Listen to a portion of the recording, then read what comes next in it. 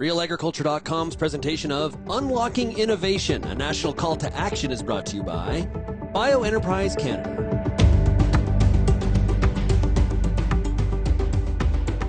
Welcome to episode 2 of Unlocking Innovation, brought to you by BioEnterprise Canada. I'm Shaun Haney of Real Agriculture. In episode 1, we set the stage on Canada's agri-food innovation landscape. Today, we're going to go straight to the field. We're going to hear from post-secondary academics and producer groups about the real barriers that farmers face. Canada has the appetite for innovation, but they're rather fragmented. Funding doesn't always match the realities of agriculture, and compared to other countries, we fall behind in moving ideas from research to real-world adoption. Still, across our diverse regions, there are common threads, and that's where the opportunity lies. The report we're exploring points to 4 big needs: stronger collaboration and connectivity, streamlined regulation, better resources for entrepreneurs, and more coordinated funding. And above all, we need to treat agri-food as a national priority if Canada wants to compete globally. To dig into these challenges, I'm joined by Todd Ormann from Olds College, Kevin Peters from Keystone Agricultural Producers, and Dave Smardon from BioEnterprise. This is Unlocking Innovation, Episode 2, brought to you by BioEnterprise Canada. Okay, let's meet our panel. Up first, we got Todd Ormann from Olds College. Hey, Todd, how are you doing? Good, thank you, Shaun. So, Todd, talk about your role at Olds College and what Olds does. Yeah, sure. I'm the Vice President of External Relations and Research here at Olds College.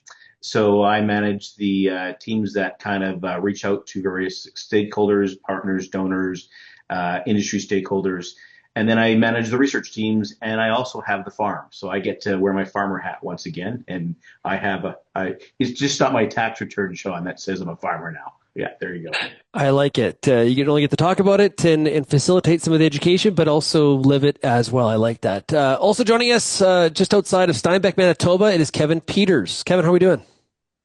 Well, yeah, thank you. Hey, so talk about your farm and also your involvement with CAP. Yeah, so I farm together with my family. We've got about 7,000 acres of cropland we farm, and also have a few hog ventures as well. My involvement in CAP is, I guess, newly minted vice president this year, and so sort of falling into my new role, learning a lot as we go here. Yeah, well, congratulations on that. I like that. That's Thank you. good. Good to see you step up. And of course, also joining us here, no stranger to this series, it is Dave Smardon, who is the CEO of BioEnterprise. Dave, quickly introduce yourself. Sure. Thanks. Thanks, Shaun. So I'm Dave Smardon, President and CEO of BioEnterprise Canada. We are a business accelerator or innovation accelerator focusing on the agriculture sector. We are national in scope. We're located in the middle of Canada in Guelph, Ontario. And we've been around doing this, it seems like forever, but since 2004. Yeah, great stuff. Well, today what we're going to do is we're going to, in episode 1, Dave and I had kind of looked at the broader issue here, what we heard in the roundtables, why the roundtables happened in the first place. But, today what we're going to do is look at innovation on the ground, appetite versus access, and really dig into this. So I appreciate everybody tuning in. So, Kevin, let's start with you. In your mind, what's the biggest disconnect between the innovations that are being developed and some of the needs that farmers are actually trying to solve today? Do they always meet, or are there some disconnects? I think a lot of times we do meet. I think, in my opinion, it takes a lot of time sometimes for those innovations to really get refined to where they really benefit right down on the ground level. It takes a while for sometimes, I think, some of the research and ideas to actually hit broadacre farms as opposed to small farms or special farms. So sometimes it's turning those ideas into reliable tech in the future. Yeah. Yeah. Do you've got a cropping operation and livestock? Do you see are both similar, or do you see livestock being different? I see livestock as much more in some ways simpler because it's contained. Like in a hog operation, it really is the same on the East Coast as it would be in Alberta or Manitoba. Like, your environment is controlled, I guess. Versus cropping, which we all know it can vary mile to mile, let alone across the country. So there's a lot of variability in broadacre farming. Yeah, well put. So, Todd, how can applied research like colleges, that Olds is built upon, how can they play a stronger role in translating some of these promising innovations from innovation that's maybe in a lab or someone's garage and bringing that to the field? How do you see that happening? Yeah, so applied research by definition is supposed to be more around economic development than I would say discovery, right? So just to let you know where it kind of fits, it doesn't fit at that really early stage of like, TRL 1 and 2 and 3. It's more that 5 to 9. So the intent of applied research is to validate and test and disseminate information. And so the thing about Olds College is like we have about 3,200 acres of farmland, right? 110 head of cattle and 1,000 head feedlot. And so we have fields that are a normal size field. We use equipment that are the same equipment that the farmer and ranchers use. And because of partners, we're using the most modern things that we're looking at. So we're a safe environment where you can bring things that are maybe just not quite yet market ready and test and validate them before they go to the farm. And then our role is to transition that to a farm. So that's where we play, right? And I think that's a really important step, is to make sure, because a lot of these things will come out from a tech perspective that may not really understand what that uniqueness is to the market.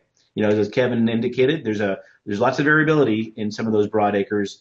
Our role is to test it, and it can screw up on our farm, but hopefully not Kevin's. Let's put it that way. And is it a challenge for all of that to happen at the speed that farmers want, or is the speed of these new innovations coming to the marketplace that you're running through your program, are they faster than what farmers want, or they match quite well? Yes. Yeah, okay. Probably depends on the tech. Well, it depends on the tech, and it also depends upon the company you're talking about too. Like I find with the large companies, they have very unique and distinguished processes developed over years. I mean, by the time they hit Kevin's farm, they've been cooked, right? And it's more about market development than product development. Smaller companies don't have those same level of resources or necessarily the knowledge of how the farm works. So at times, ag is ag. It is Kevin will have like probably 40 cycles. And that's not really a lot in business, right? But that's 40 years of farming. And so at minimum, I think you need 3 to 4 years of those later stages just to test something out. And so what I think we need, honestly, is a very robust pipeline, and recognize it takes a little bit longer for some of these technologies to go, and not be afraid that it's going to fail, but let it fail in the right spot. And I don't think we think a lot about that in that methodology. So it is what it is, Shaun. We're an ag. Yeah. It's going to take, it's a cycle, and it is a longer cycle, but we still have to do the proper validation. And, a seed variety takes 9 years to come to market.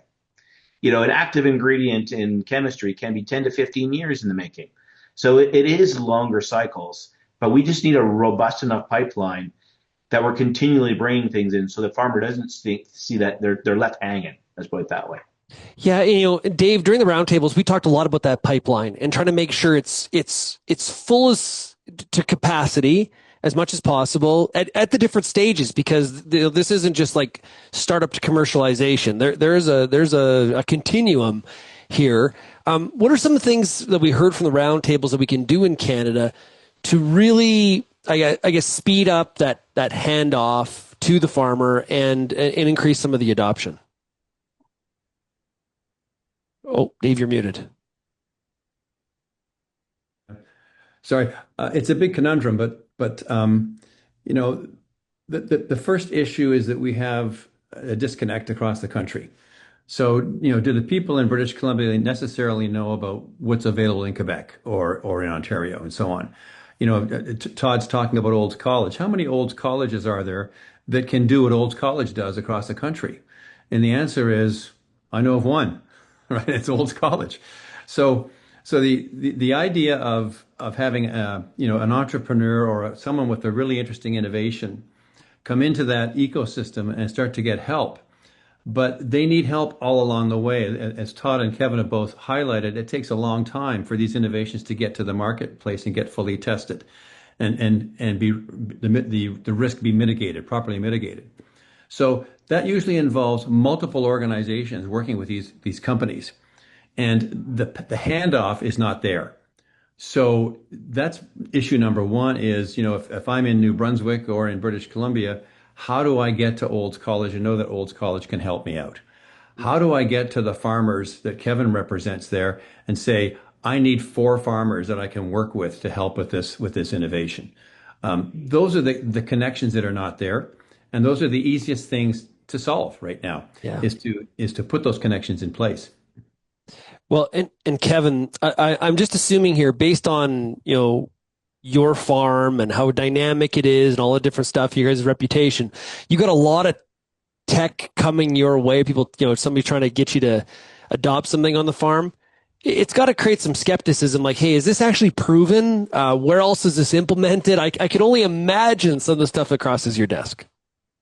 It is. It's intimidating actually at times, but at the same time, you pick and choose what fits and what suits and what may obviously be a benefit, because a lot of times you can get lots of ideas and great things thrown at you, but in the end, if it's not going to provide an ROI, or you can't make it pay, or it's not helping make a decision on your farm, it may not really be that effective. And I think that's possibly some of that challenge with a lot of technology. A lot of people see it as it's really neat and really cool, but what is the benefit in the end, and how can I take it to my farm and utilize it and make it make sense? Yeah.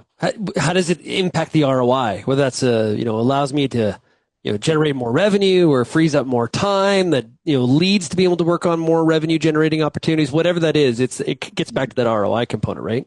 Exactly. No, you're absolutely right. And what Olds College is doing, and various, there are lots of testing farms and little proving places. For us here where we are in Manitoba, we're really close to the US, like only an hour away. So we look in the Red River Valley, we look south to seeing what they're doing in the US too, for a lot of research and stuff. So, yep. Dave? Yeah. Kevin, I'm just curious. When one of the things that came out of the roundtables across the country was, with the vast amount of innovation that is being developed from the universities all the way through to small to medium-sized companies, how do farmers get connected to that innovation? Do they know what's going on? Are they in tune with that innovation so that they know what they can pick and choose from? And what role would the processing organization, the associations, have to play in that process? That's a great question. Yeah, I don't know that our association as Keystone Ag Producers would necessarily be able to host something like that, but at the same time, I think we're the type of place where we could get people in contact with the right person to find the resource for whatever innovation you're looking for. It's an interesting thing, though. Exactly how do you find out the technologies, and how do you hear about them? Or, is it social media? Is it just a video you saw on YouTube? Is it talking to your neighbor? Like there's a million ways, and it as much as there's so many ways, it almost makes it more complicated to find the right way. Yeah. Well, and Todd, Dave alluded to this word of fragmentation. Yeah. It's one thing we saw across the country. You participated at the Alberta Roundtable, and then you were at the national one as well. And every place that we went, Canada is like 11 countries. There is a lot of fragmentation. From your viewpoint there at Olds College, is there a practical way to fix that issue?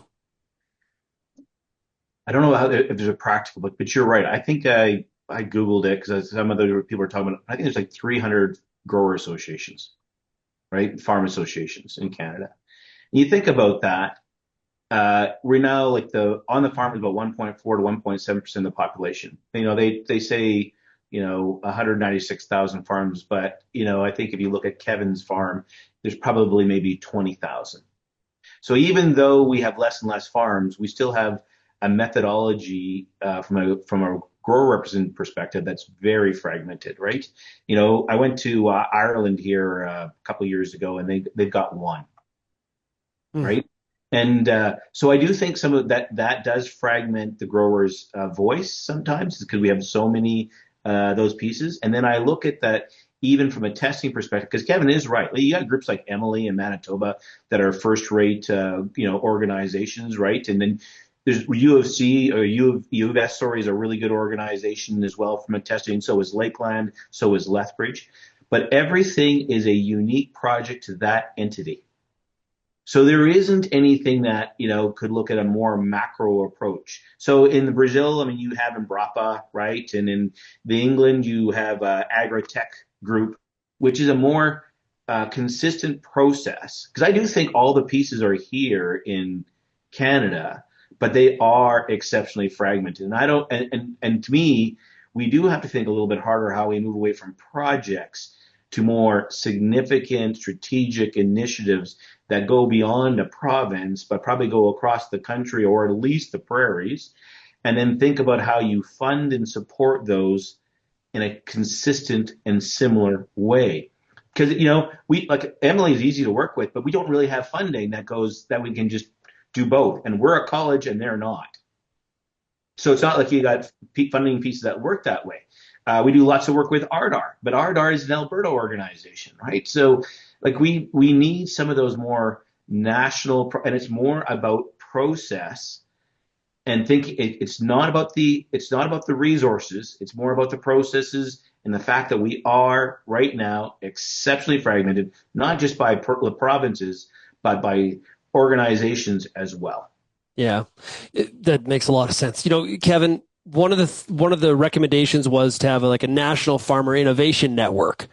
A formal group of farmers willing to, put their hand up and say, "Hey, I'll test. I'll give some feedback on some of these new technologies." Do you see that fit for you, or do you think there's an appetite for that out there? Yeah, I think to a degree there are already a lot of leaders in innovation across Canada. I think some organization could bring them all together to make a national network. I believe there could be some interest from farmers to see other farmers using the tech and proving its function before others necessarily go and invest. Third-party research, be it by a university or college like Olds, that I think that holds a lot more weight for a lot of farmers, especially, I mean, even myself, where you don't necessarily want, a biased opinion on some of the tech, but having having something national could really maybe even simplify some of the innovation and stop some of the repetitive research that might happen across the country. Yeah, repetitive research as if we're doing a little bit of that. That is definitely a real thing. Dave, accelerators are often asked to kind of connect these dots for the innovator, but can they realistically fill that matchmaking role alone between innovator and farmer/tester, or do we need a new kind of public-private bridge organization? Yeah, I think it's a combination of both. I think regionally or provincially, some of them are able to do that because the size of the sector and the size of the network is not such that they cannot have connections into those various organizations. But as soon as you step outside of that, it becomes problematic. I may be able to corral the right kind of resources. If I have a technology I'm going to apply to the pork industry and it's going to go to pork farmers and I happen to be located in Manitoba, that's great. The resources are there. But as soon as I want to get into Ontario and Quebec, all of a sudden I may hit a brick wall. So there is that opportunity to augment what goes on regionally and provincially with a national organization whose job is not to handhold each entrepreneur, but whose job it is to make sure those connections are there. One of the things that Agriculture Agri-Food Canada had asked us to do, and we're still working on it, is providing what they call an online ecosystem map. So that if I'm an entrepreneur or a farmer or any part of the ecosystem in one location in Canada, I can go onto that ecosystem map and say, I need X. And that ecosystem map will now point to 6 or 7 different organizations or locations where I can get X. It would make it a lot easier than talking to 10 different people trying to figure out where I can get what I need. Todd, one of the things that I heard loud and clear going across the country in these roundtables, when we look at collaboration, connectivity, and some of these regional fragmentation issues, people identified we need ways to reward people or create the initiative or enable people to work cross jurisdiction. But I didn't hear a lot of solutions in terms of how we would actually reward people to do that. That is kind of a missing part of this. It is. And I think it's structural, Shaun, right? Because again, we have on almost purpose divided ourselves into those, as you say, 11 different provinces, and the territories is included in that, right? And that is how structurally we are set up. And it's also how we fund. Even a lot of the funders will break themselves up by province. Like Prairie Scan is a core provider for ourselves, but it's a different person in Saskatchewan, it's a different person in Manitoba, right? And it's just how we are structured. And that's not, and what I find interesting, like, and you, Shaun, my background. I mean, I used to work for Syngenta, right? When I was a portfolio manager for North America, I never looked at a provincial map. I looked at an agronomic map and I looked at jurisdictions from that perspective, right? So the prairies was probably the smallest unit I would look at when I was thinking about bringing a product to market. But that is not how we are structured or how we are set up. And I think that's the challenge. So this is a very much a structural piece. Again, I think the assets and the people and the knowledge are here, but it is structurally how we are set up that makes this very difficult to do. Yeah, well put. Well, let's talk about policy red tape and what I would call the slow lane at times. And we're going to have a whole episode on regulatory. And our couple guests that are going to join Dave and I for that are fired up about that topic very much. So if you're going to tune in for that. But Dave, when we look at regulatory, how big of a drag is Canada's regulatory system on commercializing ag tech? And where is that? Where are we relative to some of our global peers? Well, it is a huge impediment for early stage startups and even scale ups to get their products into the marketplace in Canada. Most of them end up going south into the United States, where they can get regulatory approvals typically much faster. And if you're able to get, for example, a regulatory approval in California, then you've pretty much automatically got regulatory approval in the other 49 states. And so it's just much easier. And one of the entrepreneurs that we had in the roundtables talked about how he's been able to tap into various forms of government funding for his innovative projects. And as a result of receiving that government funding, he automatically went to the United States and started selling his products in the United States.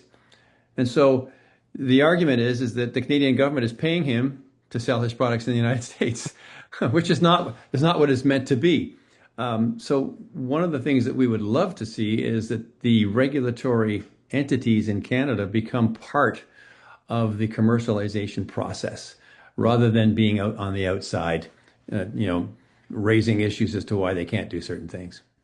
Now, Kevin, from your perspective as a farmer and from the producer organization standpoint, and if they're different, let us know, but what are some regulatory changes that you think could immediately speed up innovation or adoption on farms in Manitoba or beyond? Yeah, I think there's lots of examples where things slow down when it comes to government and getting things regulated or applied. I'd probably throw an example like spraying with drones and how Canada's sort of dragging its feet. We don't technically really have any registered chemicals that are legal to apply, and yet drones are out there. They're being used. I saw a billboard on the weekend. Somebody advertising, spray with our drones. Like, I saw a billboard of it. Yeah, it's crazy, right? Because technically it's totally illegal, but here we are, right? And so that's just one example where it's like, okay, can we just move this along quicker to sort of catch up to the technology? Where, as an organization, I think we're constantly in conversation with both the government of Manitoba and nationally, federally, I should say, that just to help reduce the red tape and speed up some of the processes to get to get things moving quickly and just that move from research to policy and reducing that red tape regulations. And I think it would just really speed up the adoption process with a lot of these technologies and innovations. Yeah, Todd, is there a way that colleges or you got a lot of experience with farm organizations, how they could collaborate to streamline the approval of some of these new innovations on farm? Yeah, and some of these policies are national. Some of them are more local in general, right? But I do think we should also think about other jurisdictions. To Kevin's point, like a drone, like that work has been done in the U.S. and it's been done in Europe. And when you have multiple jurisdictions that now have something approved, can we not have potentially a fast track for here in Canada? Like those are some of the things that I hear discussed. Renat Weller, she's the dean and professor at the U of C. She runs the veterinary program there, right? And she's from Germany. She's surprised at the regulatory environment here in Canada. So when a European tells me they are worried it tells me we have a very significant regulatory system, right? But even there too, you hear things like, for example, a processing plant may get built in a jurisdiction, not because it's the right jurisdiction for where the crop is, but it's because of red tape. Like that tells you those are things that are causing issues, right? So there's definitely opportunity there. I do think, I think it's not perfect, RDAR. I think some of the theory behind RDAR is right, where you've got a bit of some grower pieces there as well. And I do think we have to also think about the difference between product development and market development. So back again, my time at Syngenta, I would have all kinds of resources to think about when something was cooked, how it's been 2 years doing grower meetings, dealer meetings, getting trials out there to get that product into the market. It was already somewhat cooked, but getting to the farm at those later stages allowed us to validate. I do think that sometimes in ag tech, we push products too quick to the farm. Yep. And again, that hurts that product. So I think, you need product development really at a college or an institution that can fail. We shouldn't force a producer with opportunities to fail on their farm. They don't have time for that. But once that product is pretty much cooked, then I do think there should be resources. And right now, I don't know a lot of resources that are out there that allow us to put the same kind of validation that you're going to see on our research farm onto a producer farm, which means you're going to have to help out in project management. Because I can guarantee you, when Kevin's out there seeing that 7,000 acres, he doesn't have a whole bunch of time to reset his settings for that 20 acres you kind of want to play with. So, but that's where we're missing that link between the research side, which I say is product development, to now moving to market development. And that's where I think there could be a really strong collaboration with grower associations as well, where that's where we should be engaging the farmer is market development, not product development. There is probably a whole plethora of really good innovations, great ideas that self-inflicted wound, unforced error, came to market too quickly for whatever reasons. There's a lot of, the financing, where you get your money from can push you in that direction. Whatever reason, whatever got you to that point. Yeah. With the attitude of because in the consumer market, there's a lot of we'll get it out there and they'll provide us with feedback. Exactly. Well, it's an agile development system. Exactly. But the agile development system is a really constant ongoing. Again, farmers it's a season. It's a long one turn. Yeah. Doesn't work. Except in the livestock example where, every day in the barn can be this. And then dairy or something you can play with. But even there too, do you want to put risk into a commercial operation? And so I know in some cases, now, maybe like when you get to the size of a minette, when you've got, that size and you're at 200, whatever, there's 250,000 acres they are today, maybe they are big enough to start creating their own research and development engine.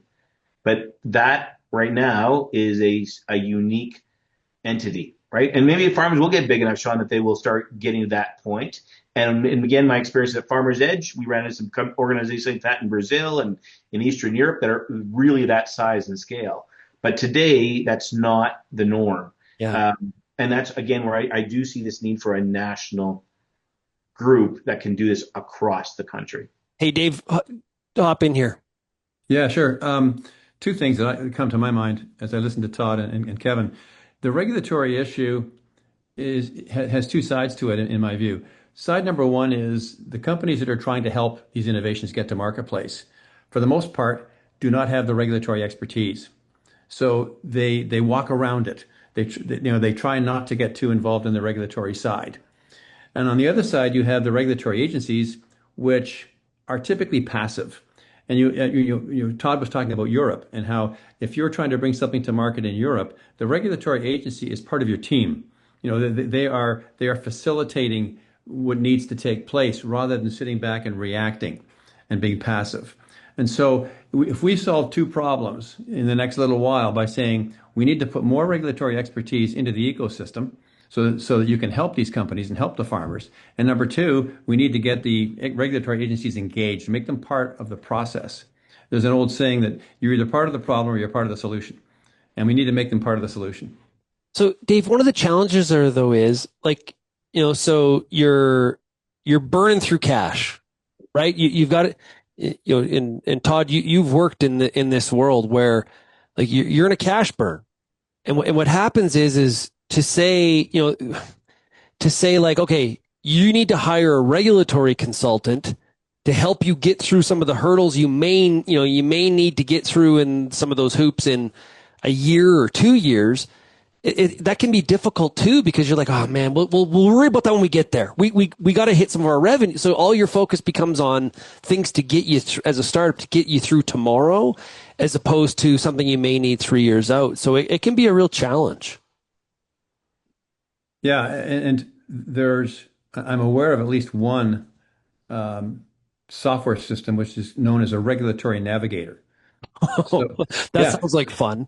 Oh, yeah. So that the entrepreneurs can go in at a very early stage and say, I'm looking at developing such and such. And by answering questions, it takes them through a regulatory pathway. So it doesn't solve the problem of having to spend a lot of money at some point, but at least it prepares them down the road. So they may be doing regulatory a year from now or a year and a half from now. So, Todd, I'll start with you. Let's look at some of the funding programs and making sure that some of the techs are fit for the purpose and they're actually solving a problem. When we look at it from a government funding perspective and some of the programming that is out there, does it actually reflect how the agri-food business cycle works in most cases, or is there like a square peg round hole thing happening here where we're trying to, oh, hey, you're an innovator at this size, this scale, you've tested here. Oh, maybe you were doing some stuff with Olds College and that just means you go in this direction. It actually could be like, that's not a very good fit. How would you describe some of the mix matching that goes on? So I think, Shaun, we're in a really interesting stage right now because, I would still argue, and I say this fairly often, when we think about agriculture and primary production, it's about ingredient manufacturing for the most part. There's usually 2 or 3 other processing sides that's coming down the piece. And so you are really kind of looking at efficiency and scale, right? When you look at food, you tend to look at experience and you look at kind of the end use product. And so when I look at a lot of policy today, it is being more and more influenced by that food side. And so our research and our dollars tend to focus what that's looking for. Now, they're not really in conflict, but you're correct in saying, square peg round hole, right? So, well, we maybe want to look at issues around environment and carbon to make sure that we are lining up to a national policy or things that are coming down the pipe. That does not necessarily mean that we are not focusing on efficiency, but we're getting the funding because of a perspective that's a little bit different than what we actually may need from a primary production perspective. Yep.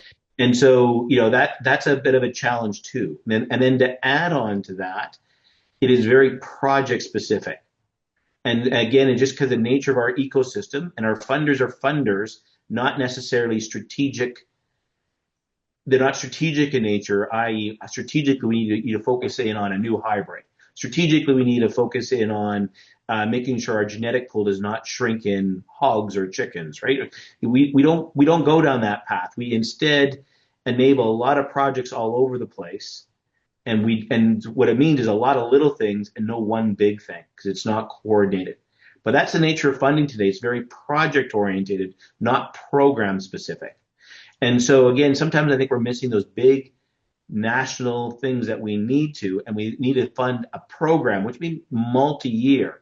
Projects are great, but that today is almost how most all funding is done is through individual project, and it comes from every individual entity versus one larger strategic approach. So that challenge between, I would say, urban and rural, or farm and fork, doesn't necessarily all come together.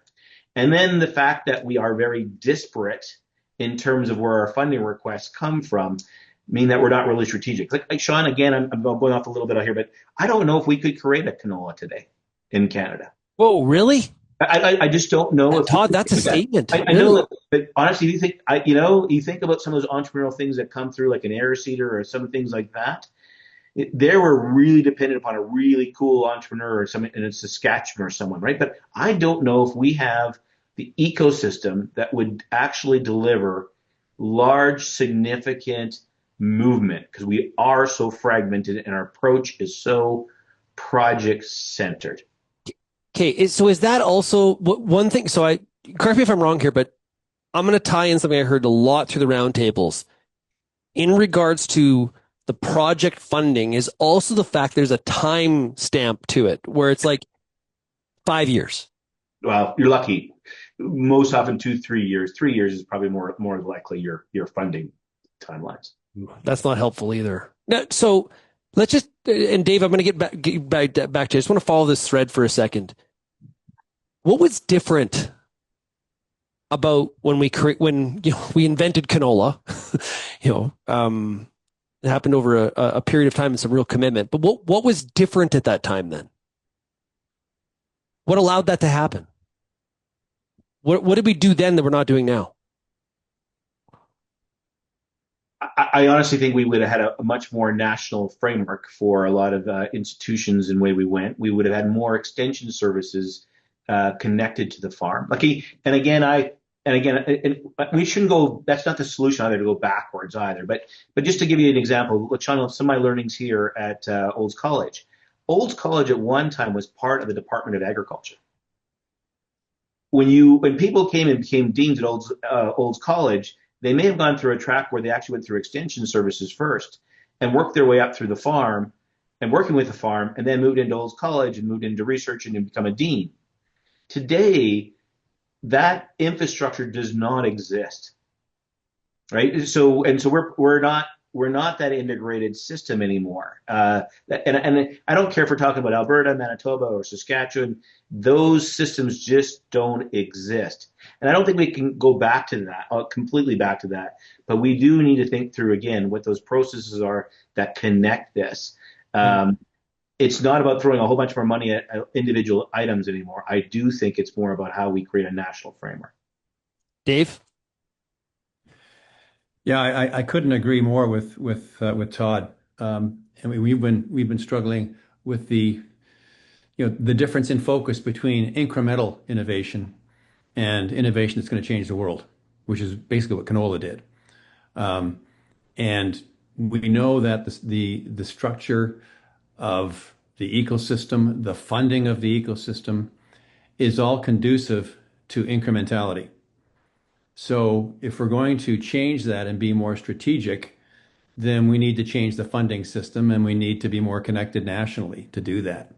I think those are two characteristics that could be changed again fairly readily.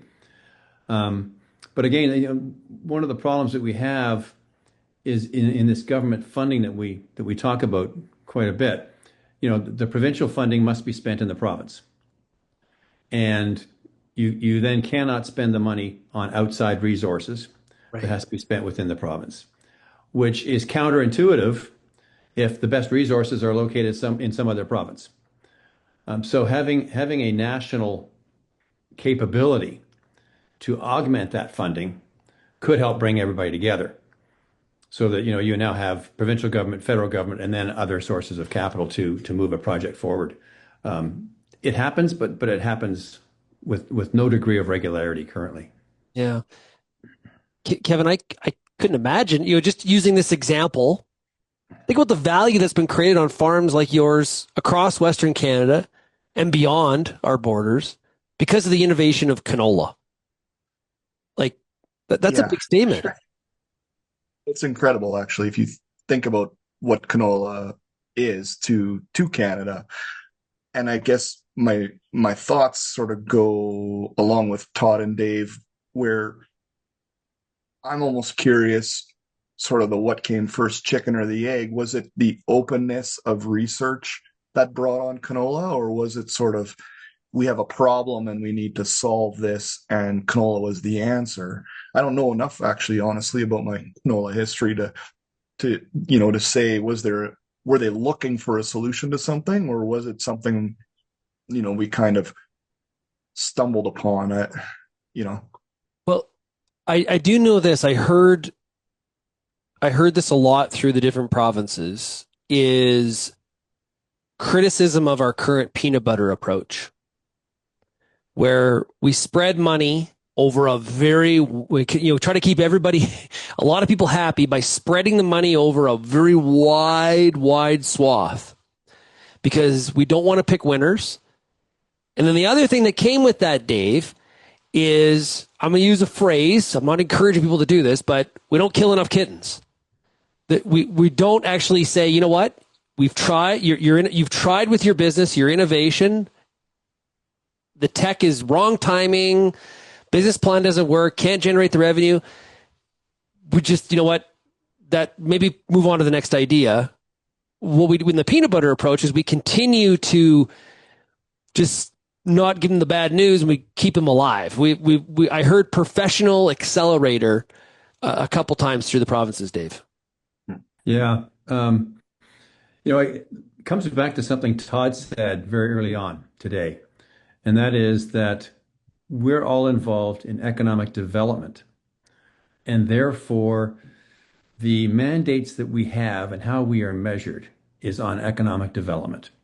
Increases in employment, increases in investment, and most of those are done on a regional basis. You talk about the peanut butter, and yeah, we spread money around to try and satisfy municipalities and regions in the country and try and treat them with some degree of equality, which may not be the right decision, and often it is not the right decision. I think the other thing that comes to my mind is business acceleration in agriculture, is it really economic development, or is it something else? And maybe we should be calling it something else. So if we're going to talk about strategic projects and try to repeat as best we can the canola experience, I don't think that's going to happen through economic development. Todd, I know you firmly believe, maybe I don't want to put words in your mouth, but I know you firmly believe this is a strategic industry in the country. So what needs to happen in order for it to reach that potential that everybody always talks about when it comes to innovation? And maybe building on what Dave said there, and it's not, I don't, and again, Shaun, also, I'm an old marketer, right? Like in marketing products. Sometimes I find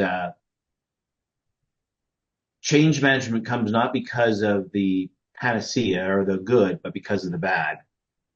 And unfortunately, that's what tends to drive change more often, right?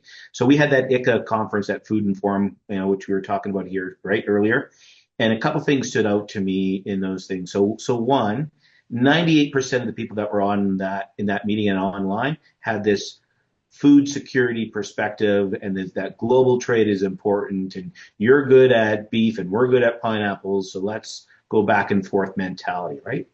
But on the end of the last day, the person from the US referenced the fact that her boss's boss, and she talked about how, hey, in 2004, there was a $4.3 billion deficit between Mexico and the US, and now there's an $18.5 billion deficit. And in Canada, 2004, you had a $300 million deficit, and now you have a $12.7 billion deficit.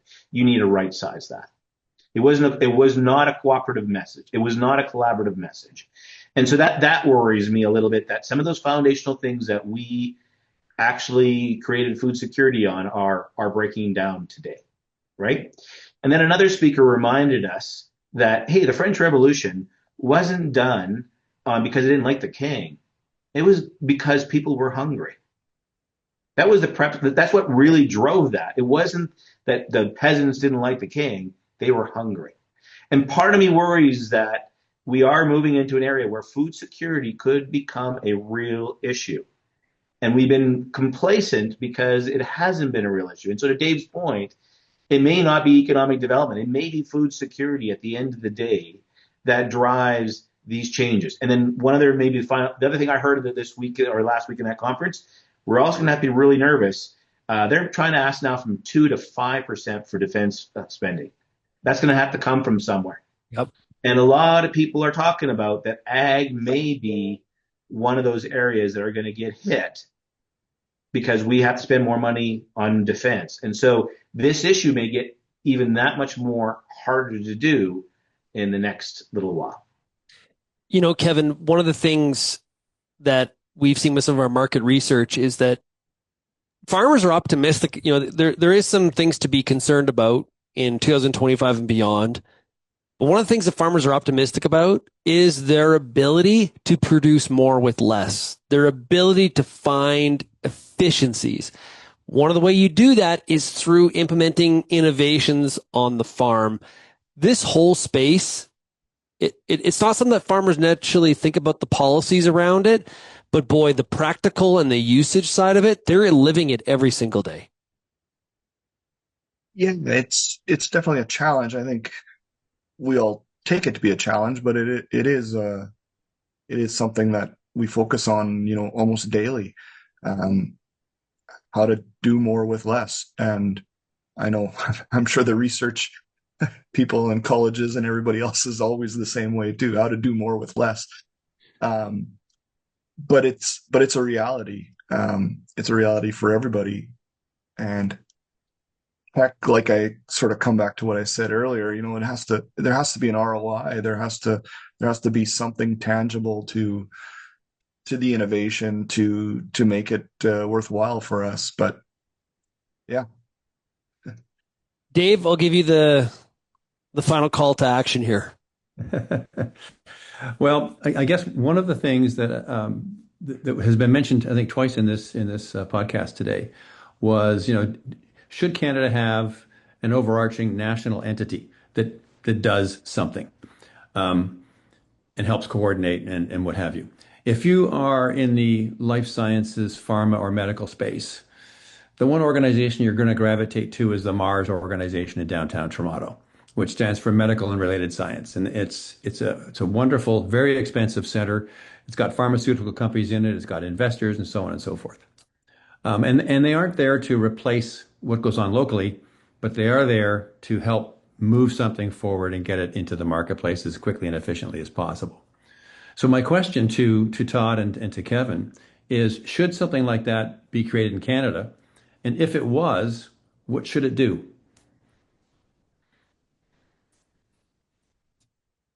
Guys. You want to go first, Kev? I can try, yeah.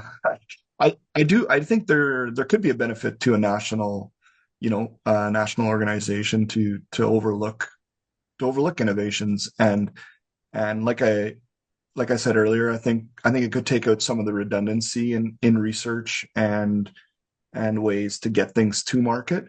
It could make things more efficient, and I think it's important to, like Shaun mentioned earlier, sort of to maybe possibly weed out some of those projects that may hold us back and hinder us from moving forward with the best and most hopeful projects. But yeah, I would be I'd be interested to see what a national organization like that could look like.